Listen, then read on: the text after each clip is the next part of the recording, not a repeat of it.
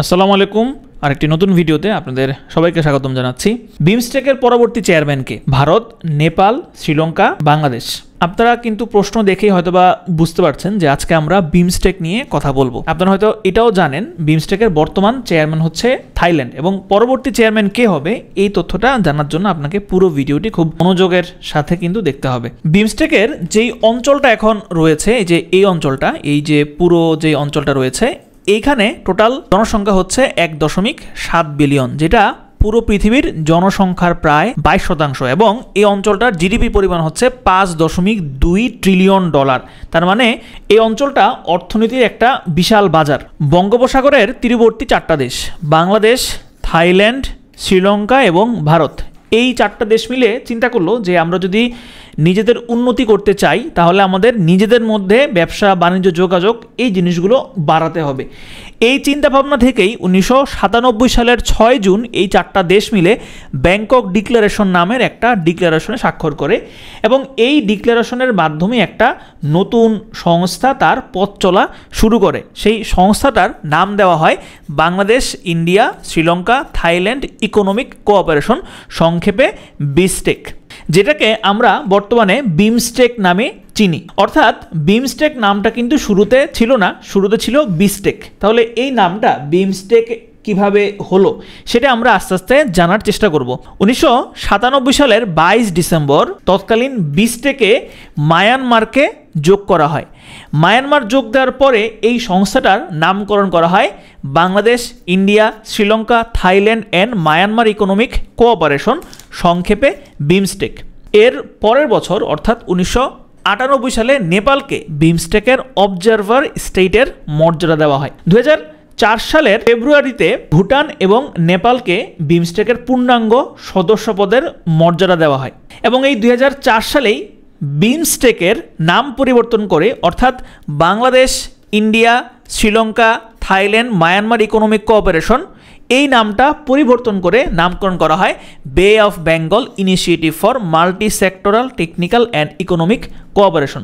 তাহলে বিমস্টেকের নাম পরিবর্তন করা হয়েছিল 2004 সালে। বর্তমানে বিমস্টেকের টোটাল সদস্য সংখ্যা হচ্ছে 7টি, এবং প্রতিষ্ঠাকালীন সদস্য বা ফাউন্ডিং মেম্বার হচ্ছে 4টি, বাংলাদেশ, ভারত, শ্রীলঙ্কা এবং থাইল্যান্ড। তাহলে এই 7টা সদস্যকে আপনি যদি একটু বিশ্লেষণ করেন, আপনি দেখবেন যে সার্কভুক্ত 8টা দেশের মধ্যে 5টা দেশ বিমস্টেকের সদস্য, এবং দক্ষিণ পূর্ব এশিয়ার 2টা দেশ বিমস্টেকের সদস্য।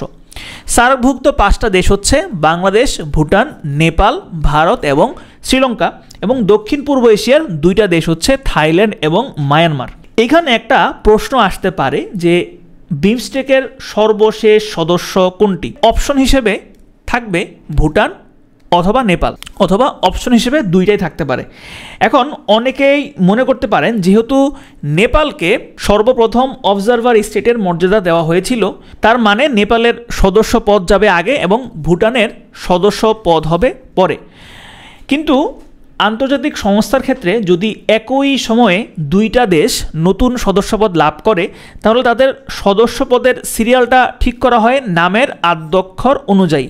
দেখুন, ভুটান, ইংলিশের যে ভুটান, শুরুর অক্ষরটা হচ্ছে বি এবং নেপালের শুরুর অক্ষরটা হচ্ছে এন। তাহলে সিরিয়ালি বি হচ্ছে আগে, এন হচ্ছে পরে। তার মানে ভুটান হচ্ছে 6 নাম্বার সদস্য দেশ এবং নেপাল হচ্ছে 7 নাম্বার সদস্য দেশ। তাহলে বিমস্টেকের সর্বশেষ সদস্য হচ্ছে নেপাল। বিমস্টেক যখন তৈরি হয়েছিল তখন সহযোগিতার ক্ষেত্র হিসেবে কয়েকটা ক্ষেত্রকে চিহ্নিত করা হয়েছিল।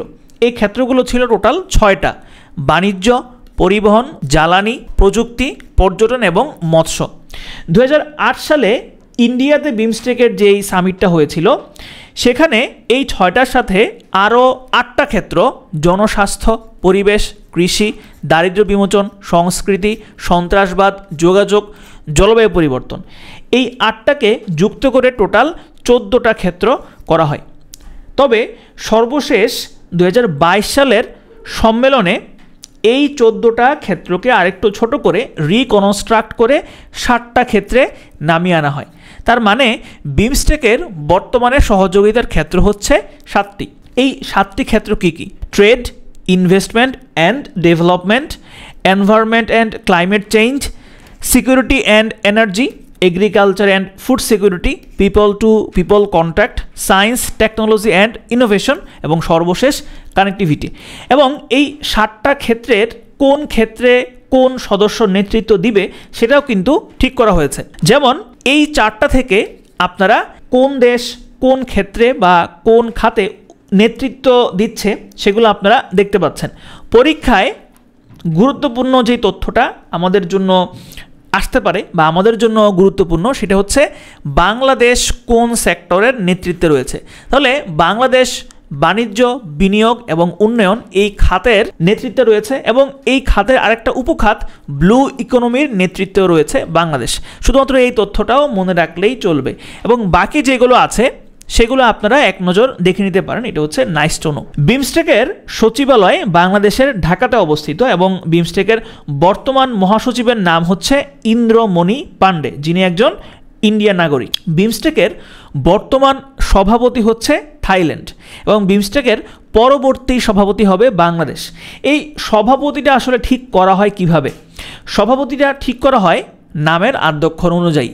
দেখুন, নামের আদ্যক্ষর অনুযায়ী যদি সাজানো হয় তাহলে বিমস্টেকের 1 নাম্বার সদস্য হয় হচ্ছে বাংলাদেশ এবং সিরিয়ালি নামের অধ্যক্ষর অনুযায়ী সর্বশেষ সদস্য হচ্ছে থাইল্যান্ড। এটা কিন্তু আমি এইটা বলছি না যে বিমস্টেকের সর্বশেষ সদস্য হিসেবে যোগদান করে থাইল্যান্ড, ব্যাপারটা কিন্তু ওই রকম না। এটা হচ্ছে সভাপতি কোন দেশ থেকে কখন হবে সেইটা সিরিয়াল। তাহলে এখন থাইল্যান্ডের কাছে সভাপতিত্ব বা চেয়ারম্যানশিপ রয়েছে, থাইল্যান্ডের পরে বাংলাদেশ চেয়ারম্যানশিপ পাবে, এরপরে পাবে ভুটান, এরপরে ইন্ডিয়া, এরপরে মায়ানমার, এরপরে নেপাল, এরপরে শ্রীলঙ্কা, এরপরে আবার থাইল্যান্ড এবং থাইল্যান্ড থেকে ঘুরে আবারও বাংলাদেশ সভাপতির পদ গ্রহণ করবে। 2005 সালে বিমস্টেকের উন্নয়ন সহযোগী হিসেবে এশিয়ান ডেভেলপমেন্ট ব্যাংকে যুক্ত করা হয়।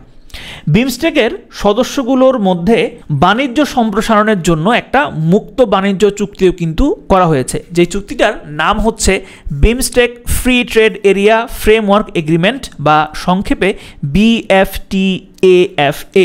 বিমস্টেকের সর্বশেষ সম্মেলনটা হয়েছিল 2022 সালে শ্রীলঙ্কাতে, যেটা ছিল 5ম সম্মেলন এবং এই সম্মেলনটার থিম ছিল towards a resilient region, prosperous economies, healthy peoples. বিমস্টেকের পরবর্তী অর্থাৎ 6ষ্ঠ সম্মেলনটা হবে থাইল্যান্ডের ব্যাংককে এবং এই সম্মেলনের মাধ্যমেই বাংলাদেশ বিমস্টেকের সভাপতির পদ গ্রহণ করবে। বিমস্টেকের বিভিন্ন ক্ষেত্রে উন্নয়নের পাশাপাশি কমনওয়েলথ গেমসের মতো বিমস্টেক গেমস এবং বিমস্টেক বিশ্ববিদ্যালয় গড়ারও পরিকল্পনা রয়েছে। এতক্ষণ ধরে সাথে থাকার জন্য সবাইকে অসংখ্য ধন্যবাদ। আমার পরবর্তী ভিডিও দেখার আমন্ত্রণ রইল।